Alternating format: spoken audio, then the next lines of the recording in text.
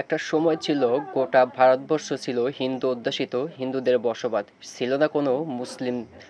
আর সেই সময় বিভিন্ন আরব দেশ থেকে বিভিন্ন অলিরা এই ভারতবর্ষে আসেন ইসলাম প্রচারের জন্য।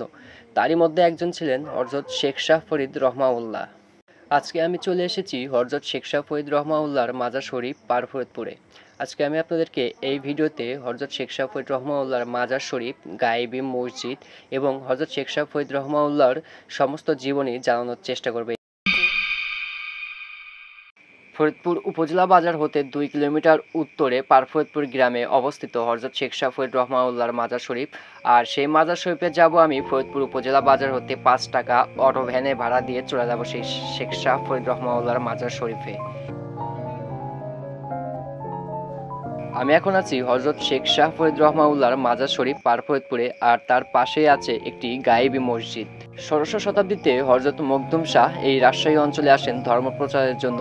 আর জনশ্রুতি আছে হযরত মখদুম শাহর শিষ্য হযরত শেখ শাহ ফরিদ রহমাউল্লাহ কুমিরের পিঠে করে পদ্মা নদী পাড়ি দিয়ে বড়াল নদী দিয়ে আসেন এই ফরিদপুর অঞ্চলে ধর্ম প্রচারের জন্য।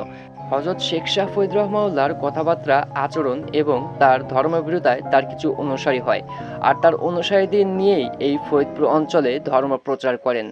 হযরত শেখ শাহ ফরিদ রহমাউল্লাহর নাম অনুসারেই এই উপজেলাটির নামকরণ করা হয়েছে ফরিদপুর। জনশ্রুতি অনুসারে তৎকালীন এই ফরিদপুরের মসজিদটি ছিল মাটির মসজিদ। কোনো এক রাতে হঠাৎ করেই একটি গায়েবী মসজিদ হয়ে যায়। পরবর্তীতে এই মসজিদটিকে আবার সংস্কার করা হয়েছে। জনশ্রুতি আছে হযরত শেখ শাহ ফরিদ রহমাউল্লাহ কুমিরের পিঠে করে পদ্মা নদী পাড়ি দিয়ে বড়াল নদী দিয়ে আসেন এই অঞ্চলে।